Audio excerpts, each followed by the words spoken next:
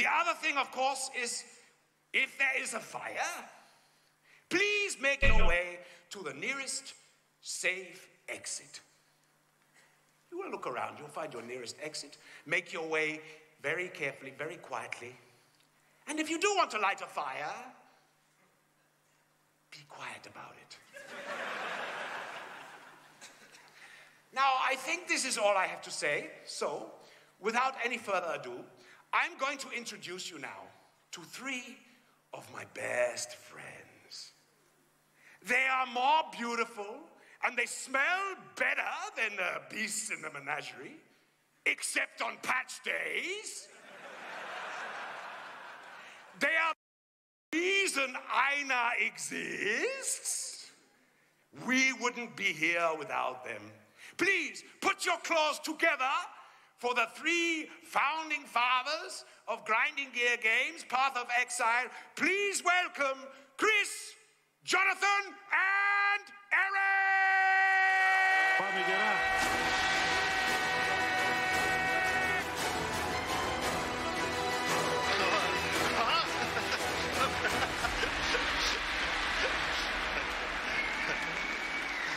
All right. Πάμε λίγο.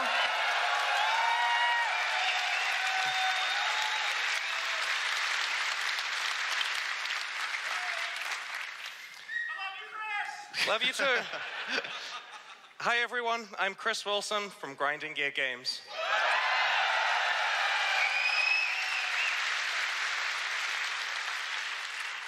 And welcome to Exile Con.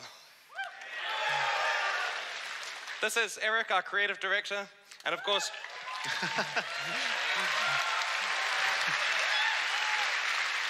he's responsible for all of the scary shit that you've seen and are gonna see.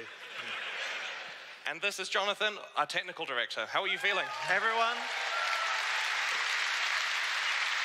It's pretty scary up here, honestly. You know, like there's a ton of people in the audience, ton of people online. It's yeah, there's 6 digits watching on Twitch, plus everywhere else, and there's a lot of people out there.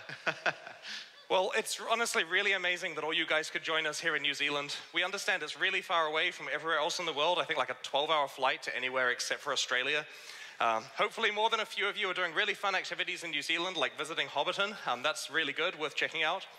So we've been preparing the content you're going to see this weekend for a really long time, many years. And after so many years of planning, it's amazing to finally be here on stage to present it. Thank you so much for coming to see it in person, and thanks to everyone who tuned in from home to watch the live stream. So when we released Path of Exile 1.0 back in 2013, we had around 20 developers at Grinding Gear Games. They fit in one room. That version of the game only went up to Act 3. It was primitive by today's standards, and was the first version of Path of Exile that we were proud enough to call fully released. We knew that to keep the game from getting stale, we had to do something really big every couple of years, in addition to the regular free content expansions. So by 2015, our studio had around 45 developers, moved into its current office, and this allowed us to create an entirely new act of content for version 2.0, extending the length of Path of Exile's storyline by a third. While 2.0 was a big expansion, we knew the jump to hit 3.0 had to be a lot bigger. So we expanded the studio to 90 developers and were able to add 6 new acts of content in 2017. That was honestly one of the best moments of my life. After keeping the secret that we were adding 6 new acts, there weren't any leaks, we released a trailer that kept revealing new acts in sequence, and the reactions from the community were amazing. It just made all the hard work worthwhile. So since then, we've been asking ourselves the question, how are we possibly going to top that? Well, over the last 2 years, we've expanded up to 145 developers, and we're really proud to finally reveal Path of Exile 4.0. The gods are dead, but left on their own, men will always seek to take their place. Criminals! Your sentence is to be hanged from the neck until dead. Let your souls feed the first ones, and your bodies feed the land. The only result is pain and death. The demon is escaping! Kill her! Get her.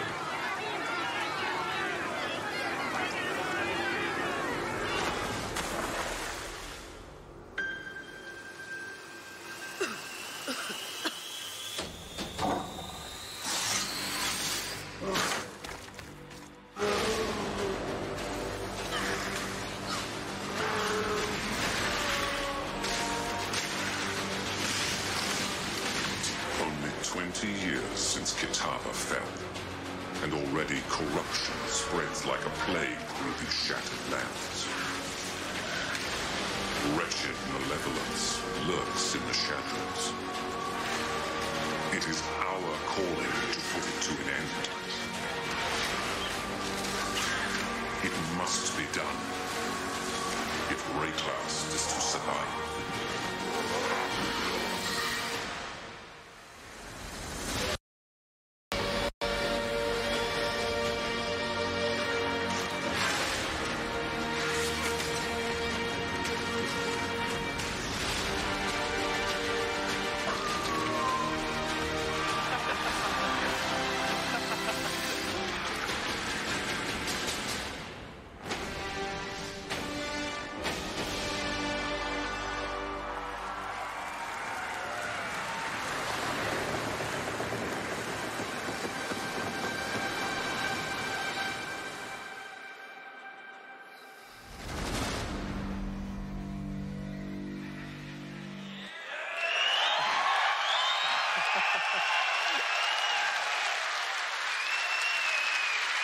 What the fuck?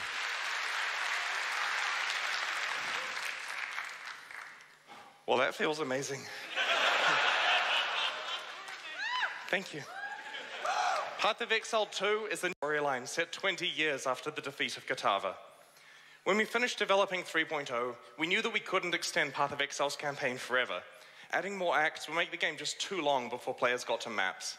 At the same time, we knew we really needed to bring the quality of Path of Exile's campaign up to a 2019 standard. We realized that we needed to make a new campaign. For years now, we've been wanting to make a sequel to Path of Exile. The problem with that, though, is that sequels split a community between two products. It's also hard for a sequel to compete with the amount of content and features that the original game has.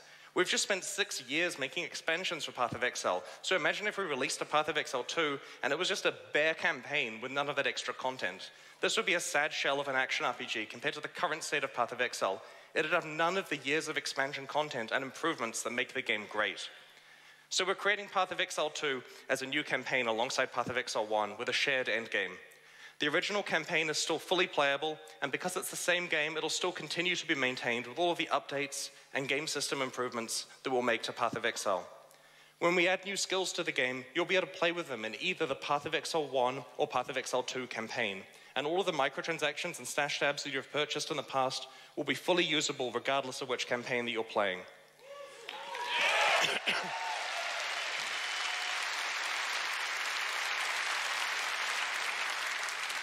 Most importantly, all of your favorite Path of Exile expansion content like Delve, Breach, Incursion, and Legion will be fully integrated.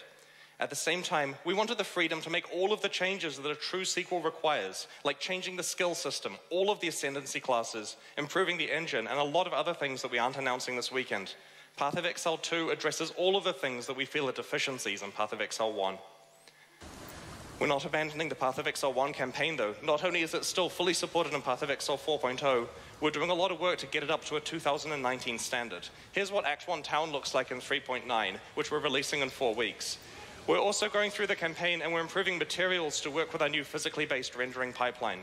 Over the next year, you're going to see a lot of improvements to the Path of Exile 1 campaign, which will be deployed ahead of 4.0 with a 3.9 series of patches. We're also re-rigging all the old character classes to work with the new 4.0 animations, so you'll get all of the ongoing animation improvements in the old Path of Exile 1 campaign as well. In the next year, we're going to continue to deliver 4 amazing leagues on a regular 3-month cycle. All of this content is designed with the Path of Exile 2 campaign in mind, and we'll continue to fold it into the game as needed, like we would with any other league. We don't have a firm release date for Path of Exile 2 yet, and are absolutely going to wait until it's ready before releasing it.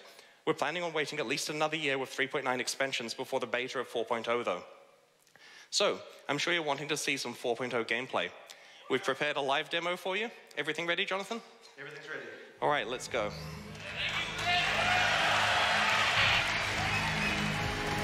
So, today Jonathan's going to do a short live demo of some of the content we have in this build of Path of Exile 2. This is played right live, like he's literally playing right there. We're starting here at about level 11, which is about halfway through Act 1, because we want everyone seeing the playable demo of on the show floor to be able to experience the start of Act 1 without having any of the surprises spoiled for you. So right away, as Jonathan plays through the graveyard, you'll notice the massive improvements we've made to the Path of Exile engine since 3.0 was released. Environments, characters, and items all use physically based rendering, which gives the whole game a realistic look. We have new main character class models with all new animations and completely new item base types. Most of these have physics for many of the little details, which look a lot more awesome than before.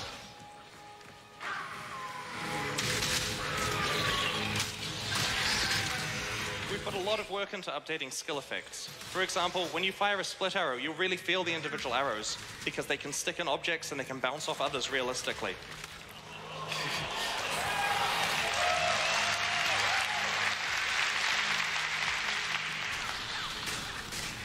Oh, this looks so good.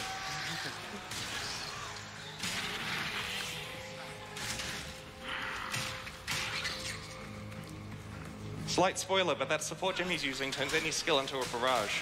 Any bow skill. So, the 4.0 campaign contains a variety of optional side quests that lead to meaningful boss encounters. Relatively soon now, Jonathan's going to encounter an NPC called Lachlan, who has lost his family and needs help.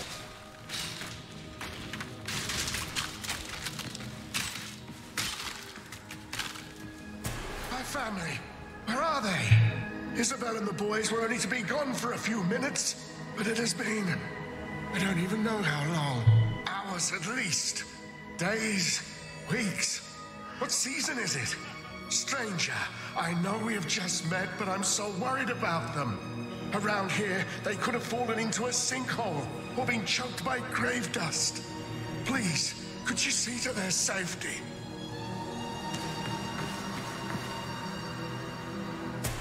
The game has changed a lot more than just visually, though. One of the things we've really wanted to do for a long time is to make fundamental changes to Path of Exile's skill system. The skill system in POE is really cool and versatile. Personally, it's one of my favorite things about the game, but there have always been some awkward things about it. We really wanted to find a way to address all of the shortcomings while not sacrificing even a single bit of the functionality that we already have. So, you can see in the inventory here, there's something missing. All of the sockets on the items. This is because in Path of Exile 2, you no longer put gems into your items. Instead, the skill gems themselves have sockets, as you can see here, and there is a dedicated screen for socketing them. Jonathan's going to change his split arrow skill for Ice Shot and add some support gems to it. There are some really big advantages here. For one, every single skill gem in Path of Exile 2 can be a 6-link. This is going to cause huge changes in how players design character builds. In the past, players didn't want to have more than one primary attack skill because you could only have 1 or 2 6-links on your character. Now it's totally viable to have a lot of powerful primary attack skills with full support gems. The thing I'm really happy about, though, is you don't have to screw around with your gems all the time when you're leveling. Check out this bow here. The socket colors are the same between the two bows. They're both 4 green sockets, like every other bow in the game. And this means that when you find a new item, you just slap it on. You don't have to think about getting fusings and jewelers out because you do that on the gems themselves. As we swap between the bows as well,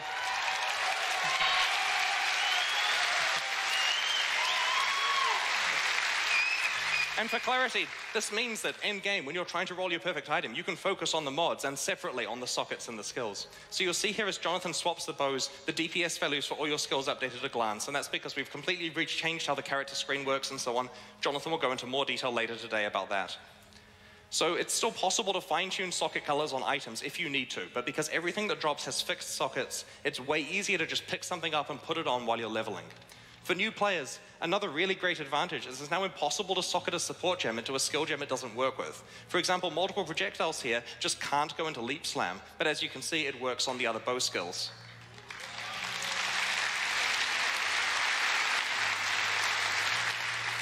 So you might be wondering about skills like auras. A lot of the time in the old skill system, you would throw a few gems together in a 4-link with few or no support gems. How can you do that when you have such a limited number of active skill slots now? The answer is meta gems. Meta gems are like super support gems that let you put multiple actives into them. For example, we want to run a few different auras on this character, so we put the proficiency gem into the character and load it up full of auras.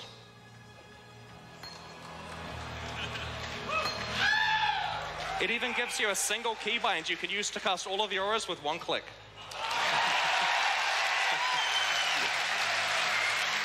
Come on.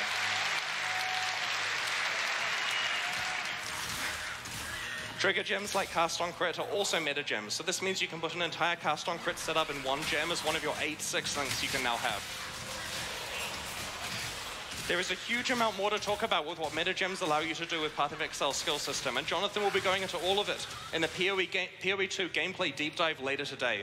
He'll cover how all the existing Path of Exile things work in Path of Exile 2, as well as introducing a whole lot of new stuff. That is a talk not to miss.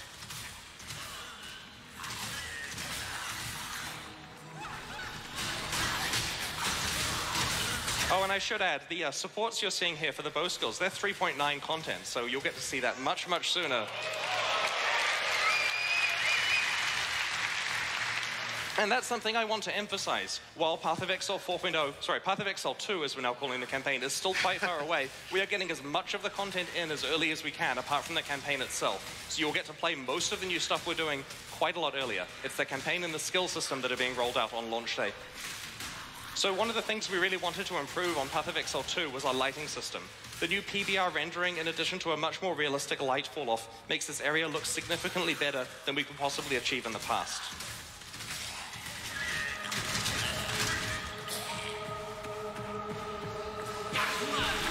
So you can see here there are some monsters called courtesans who can explode the blood cretins. When blood cretins are covered in blood, they get a lot stronger, so you have to be careful. We've tried very hard to design very interesting monster fights, starting as early as Act 1 of the new campaign.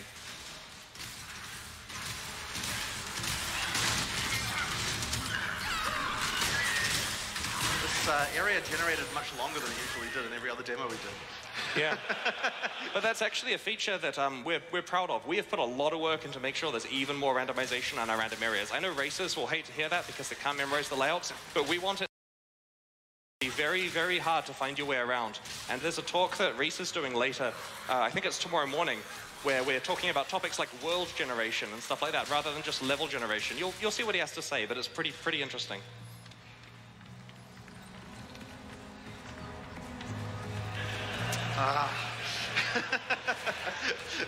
Had to happen on the stage demo. We have to give you an authentic Path of Exile experience involving some backtracking. I've got a Quicksilver, so we're all right. Here we go. Oh, this run-through is going a lot better than some of the rehearsals we did. It turns out some of the monsters hit pretty hard if you're not good at it, so... What's that, sorry? Yeah, you got to level your gems up, Jonathan. Oh, it's terrible.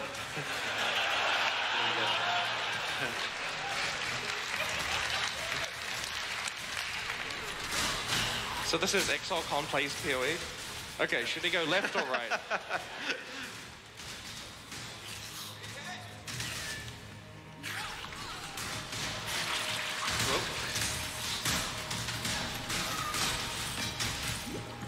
Awesome.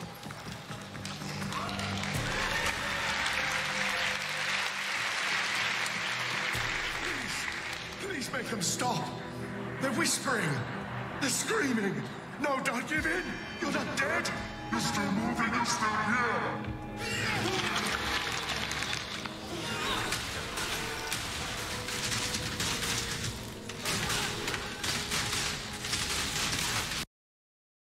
So one of the things that's really exciting about creating an entirely new campaign is that we get to apply all of our boss creation skills to early bosses as well.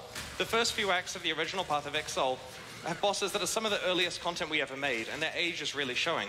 For comparison, this fight here is at the same level as Fairgraves in the original campaign, but as you can see, it's a lot more advanced with a lot more going on.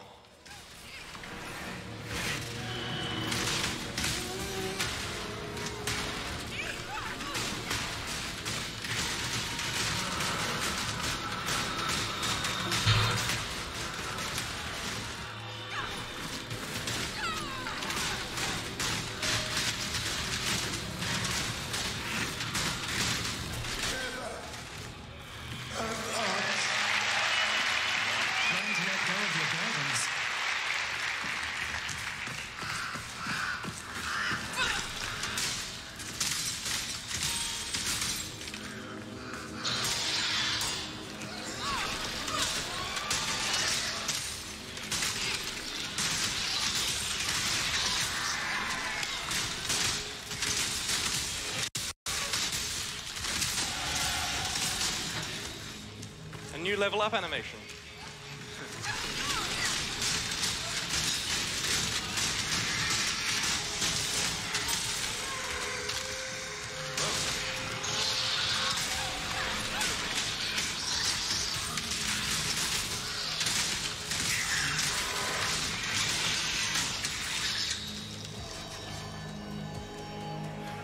So here we are in Einhar's favorite place, the hunting grounds.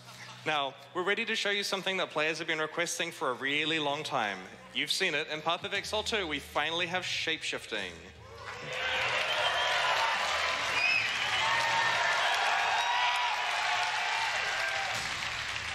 So, each shapeshift form can use any regular Path of Exile 2 attack. That makes sense. Here on the werewolf, for example, we're using leap, slam, and cleave.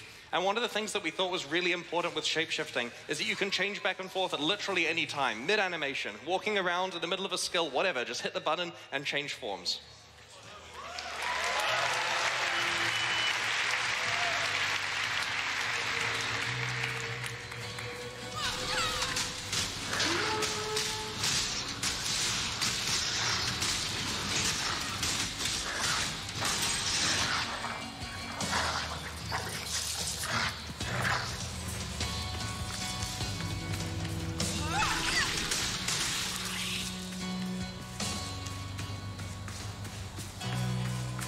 So one of the things that we're really proud of is a new grass technology we have. It's done using pre-computed ray tracing and is way nicer looking and has much better performance than what we used before. Got some friends there?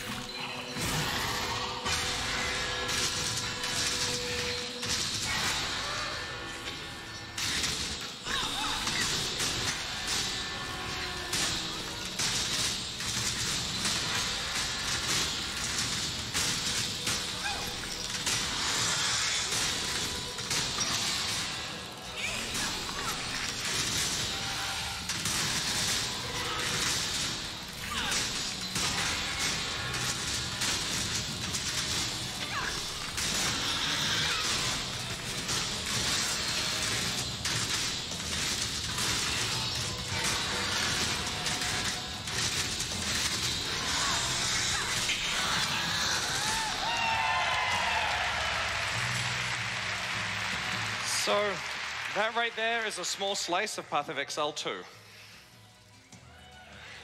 Thank you very much, guys. Path of Exile doing it again. Thank you very much, Jonathan. So, almost the entirety of Act 1 of Path of Exile 2 is complete and playable today on the show floor. It's not just those areas, it starts right on the riverbanks at the beginning, like you saw in the trailer, play all the way through, that summer in the middle. If you can make it in the 45-minute timer, just keep playing, see if you can get to the axe boss that isn't done yet, we'll see. Please check it out and let us know what you think. You can play it on the bottom floor of the convention or on the top floor on one of the 120 Omen gaming PCs generously provided by HP. It's a logo.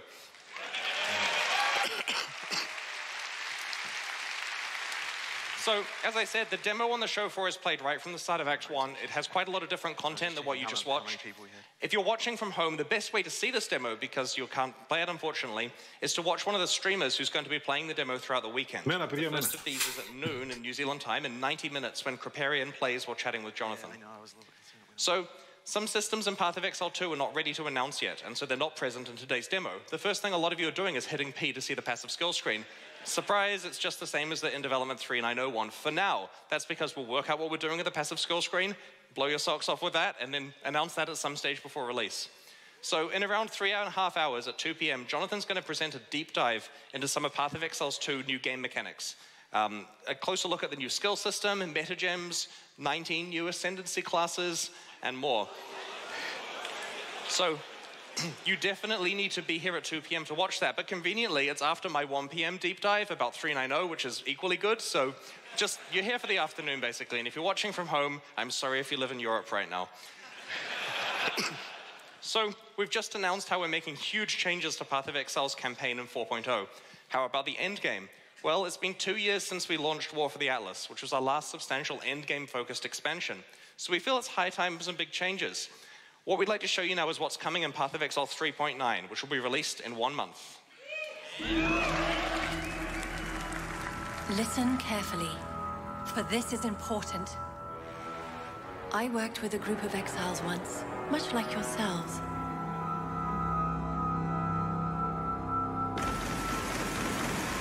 Together, we faced a terrible evil that plagued the Atlas and threatened our world. Through great perseverance, we were able to defeat the Elder. But it wasn't enough.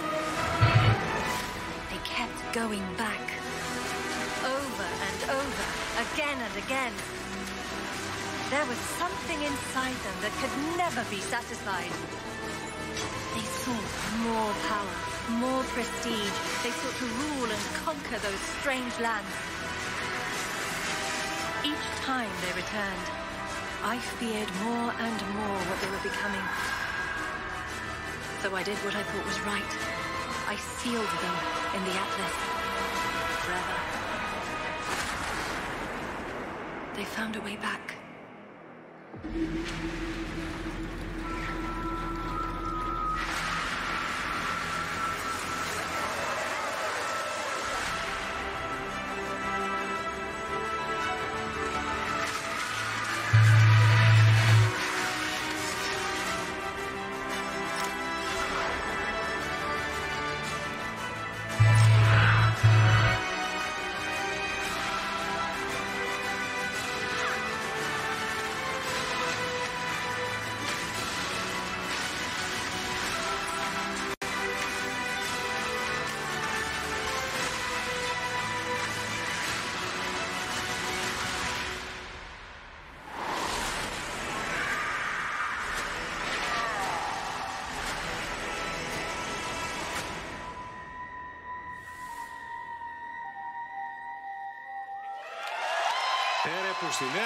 έτσι.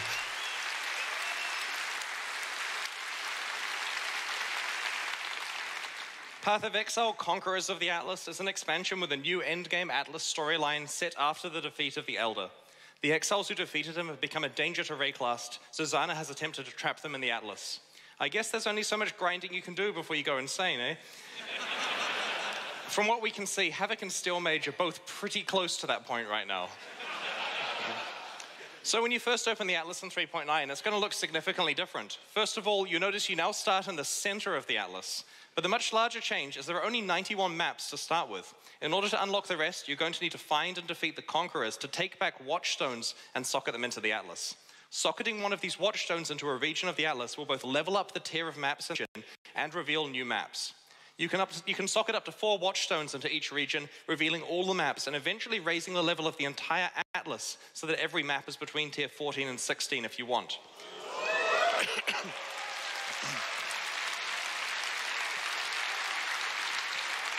Because you can socket and unsocket these Watchstones whenever you like, you can completely customize which maps you're finding on the fly as your strategy changes. Yep, it's amazing. You're going to fight 4 of the Conquerors many times as you play through the new Atlas. These are challenging fights, so it's only fitting that they have some special rewards. If you're lucky, a Conqueror might drop a new type of support gem that we're calling a Support Gem Plus. These new gems are better versions of existing supports, which at level 1 are more powerful than the level 20 versions of the ones they replace. So this has an additional fork compared to the normal one, for example. Okay, there's plenty more stuff to discuss about Conquerors of the Atlas. For example, how do you get these cool new currency items? We'll go into more detail about this, along with the Support Gem Plus system, the final boss fight, what's replacing Shaper and Elder Rares, new skill and support gems introduced in 3.9, and more in the deep dive presentation later today. Like every other Path of Exile expansion, Conquerors of the Atlas also contains a new challenge league, and we have a trailer of that league to show you. Take a clean knife and cut a sample of flesh. Repeat 4 times. Mix the 5 samples in an equiphometic solution. Heat. Stand back. The intrinsic darkness will make itself known. Observe its anger, its aggression. Observe its changing form. Never comfortable to stay in one shape for long. It will try to kill you. Best not let it. Plunge the clean knife repeatedly. Try more heat. More. Perfect. Only every living creature to go.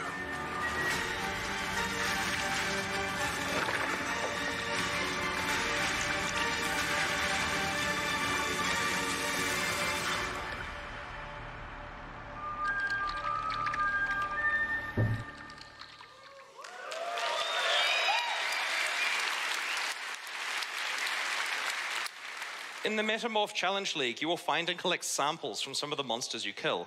Tane Octavius will let you combine multiple samples of monsters together to create a shape-shifting metamorph whose skills are derived from the monsters you combined. Defeating the metamorph will yield many rewards, including new currency items called catalysts that let you add various types of special quality modifiers to your jewelry. These quality modifiers both improve specific types of mods on your jewelry and also make it easier to craft associated mods. At the end game, multiple map bosses can be combined to create a single, highly dangerous but rewarding metamorph. I'll be doing a deep dive into both the Conquerors of the Atlas expansion and the Metamorph League that comes with it at 1 o'clock today in just over 2 hours. We'll of course be live streaming this. For a year, we've had a few developers working on a bit of an experimental skunkworks project at the studio. Let's watch a video about it.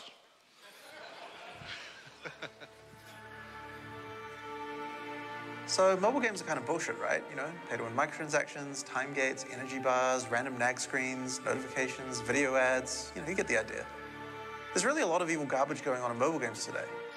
But in 2012, when you first released Path of Exile on PC, you really could have said the same thing about a lot of free-to-play games there too. So this is what it looks like. There are 8 skill binds, 5 flasks, the same gear you'd expect to see on any Path of Exile game. One of the major benefits of this project was the tech we've developed. It's allowing us to improve our tools and engine and system across the board for all platforms. Our goal is to bring Path of Exile to mobile with absolutely zero compromise. We wanted to make something that is a real Path of Exile game. We didn't just farm it out to an external studio. It's developed entirely by a team here in New Zealand. The only thing that's fundamentally different between phone games and PC games is that you expect to play for shorter game sessions on a phone. Maps are a perfect length to have the quick turnaround time required for mobile gameplay, while retaining all of the deep systems that Path of Exile players expect.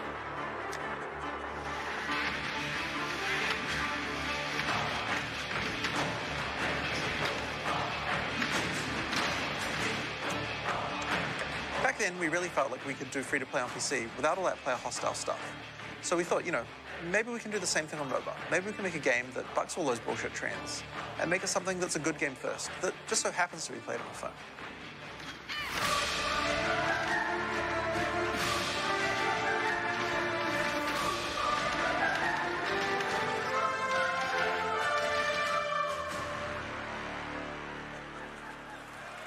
Δύο leaks ένα και ένα mobile δώρο. So needless to say, around a year ago, it became real difficult to announce that. But we figured if we make a sequel and give you that first. So, look, the mobile project is really experimental. We haven't really fully decided where we want to go with it yet, but we welcome feedback, and our plan is basically have it at the show floor. It's upstairs in the chill-out zone, which is secretly a mobile zone all along, and it's marked as a chill-out zone on the map to fool you. And play the game, let us know what you think. And on a personal note, this isn't scripted, this part. So on a personal note, I was apprehensive about this project, right? Like, I was unsure we'd be able to do it, but playing the build this week, it's good. It runs fast, it plays well, give it a shot. Let the actual demo do the talking. We're gonna get Ziggy to play it with Trevor, the mobile fall guy, later in one of the stream sessions. So we'll see his actual legitimate reactions. And let's make it a good product together, because we all want to be able to have something fun to do on phones when we're on the bus and stuff. So give us your feedback. We'll make this what you need it to be. All right.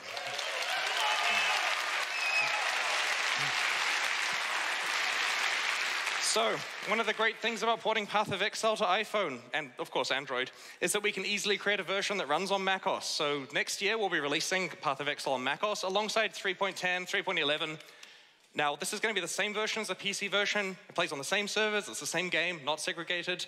It's just that you play it on your Mac, so you can play it at work. So, I'm also pleased to announce Path of Exile's third collaboration with Twitch Prime. Just before the release of Conquerors of the Atlas next month, we'll be launching a 3-month promotion where Twitch Prime members receive a free set of microtransactions every month.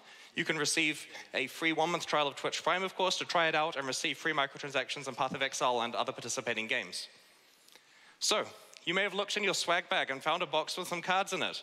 At Exile Con, we really wanted players to interact with our staff, so we came up with a game that has a few social elements. Think of it as a card game action RPG that you can only play at Exile Con. So all of the GGG staff members will be walking around Exile Con as monsters. On their t-shirts, you can see their stats, and in the deck boxes, you'll have weapons and armor you can use to defeat the monsters. So when you kill them, and please don't actually kill them, you'll be rewarded with more cards as drops. Your character can have equipped 1 armor, 1 weapon, and a shield, or a 2-hand weapon, just like the game, as well as an amulet and 2 rings. The damage on your weapon has to be equal to or larger than the defense on the monster, and the defense on the armor and shield has to be equal to or larger than the attack on the monster. Your rings and amulets can count as either attack or defense, and they're pretty rare to find. This is explained on the rules, and of course ask any staff members if you need help. To attack a monster, just walk up to a staff member wearing a shirt and show them the equipment you want to use. They'll give you the reward and remove some of the durability from your items, so make sure you don't waste your best items on the trash mobs on the lower level. Now, I should note, the staff have been told what rules to individually use for durability damage, so if they totally wreck one of your best items, that's because their instructions say that that monster wrecks your best items. So it's not their fault, don't get angry at them. So, what's next? Right, you're not allowed to attack the same monster twice in a row, so keep walking around to encounter different staff members. Once you've defeated Katava, then you can start grinding maps. Zana, played by her actual voice actress, is over by the map device on the middle floor where you can buy some maps.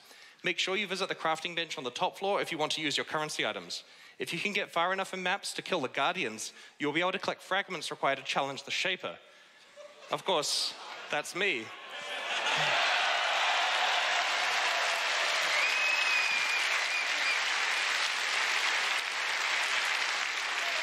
While I'm going to be super busy during the convention, I'll make time to talk to anyone at the Twitch after party who can bring a set of fragments to challenge me. There's one other thing I wanted to mention.